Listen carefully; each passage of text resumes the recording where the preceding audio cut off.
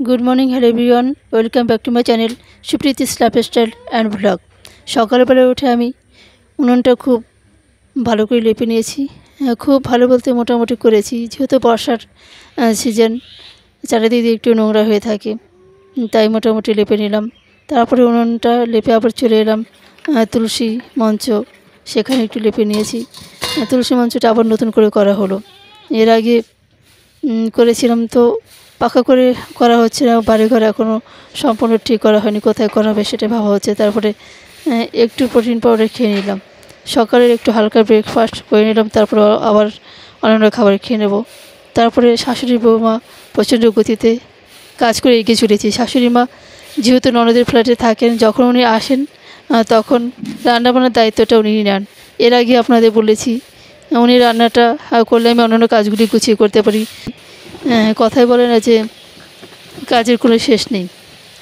এখন আমি অনেক জামাকাপড় ভিজিয়েছি, তারপরে আবার কিছু বাদ রয়েছে সেটাও ভিজিয়ে নিচ্ছি, তারপরে কেচে নেব।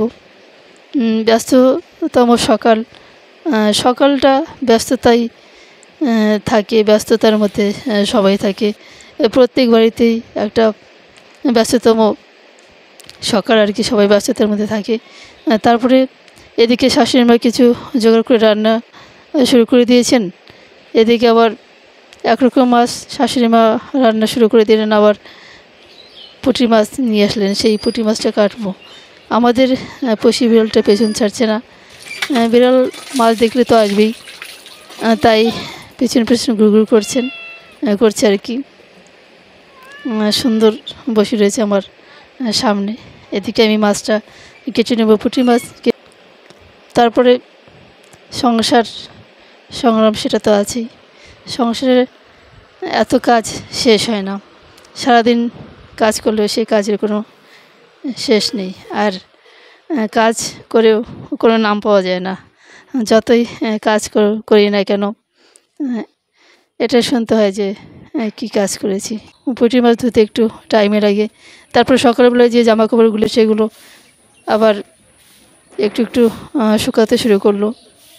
অনেকটা এরিয়া নিয়ে আমি জামা কাপড় কেচে দিয়েছি, তারপরে মেলেও দিয়েছি। এদিকে শাশুড়ি মা রান্না করতে চলেছেন। তারপরে অনেক কাজ, বললাম যে সকাল থেকে অনেক কাজ করছি। রান্না করতে যতটা না কষ্ট, তার থেকে অনেক কষ্টের কাজই করছি। অনেক বালতি আমি ভিজিয়েছি, ধুয়ে দেবো অ্যাসিড দিয়ে, হারপিক দিয়ে, সেগুলো ভিজিয়ে রেখেছি। তারপরে জলের ঢপ। এদিকে শাশুড়ি মা অনেক থালা বাসন মেজে নিয়েছেন, রান্না প্রায় শেষের দিকে। তারপরে আমি ঢপটা ভিজিয়ে রেখেছিলাম, এখন একটু পরিষ্কার করছি। তো খুবই ব্যস্ততার মধ্যে আছি।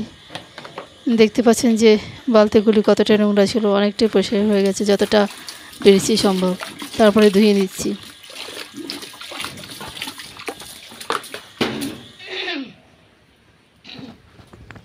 আবার একটু বাড়ির সামনে চলে এলাম। একটা রোদ ঝলমল পরিবেশ, প্রচণ্ড হাওয়া বইছে।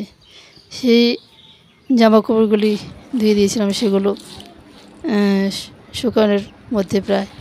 তারপরে যে সকালে একটু ব্রেকফাস্ট করেছিলাম, প্রোটিন পাউডার, আবার একটু মুড়ি মাখা খেয়ে নিলাম। তারপরে জলের টবগুলি কিছুটা ধোয়া বাদ ছিল, ধুয়ে দিলাম। এখন বাজে দুপুর 1টা। সমস্ত কাজ সারার পর তারপরে স্নান করে পুজো দিয়ে খেয়ে নেব। সেই পুঁটি মাছ কাটা হয়েছিল, সেই মাছের চচ্চড়ি আর একটা ঢেঁড়া মাছ না কি বলে, সেই মাছের ঝোল সর্ষে দিয়ে করা হয়েছে। খুবই সুন্দর রান্নাবান্না হয়েছে, শাশুড়ি মার হাতের রান্না এমনিতেই ভালো। খাবারটা খেয়ে নেব। তো এখন ভাত বেরিয়ে নিচ্ছি, ভাতটা খেয়ে নেব।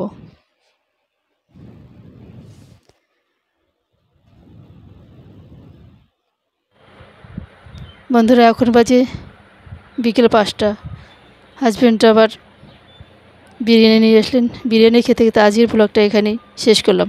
সবাই ভালো থাকবেন, সুস্থ থাকবেন, দেখা হবে পরের ভিডিওতে।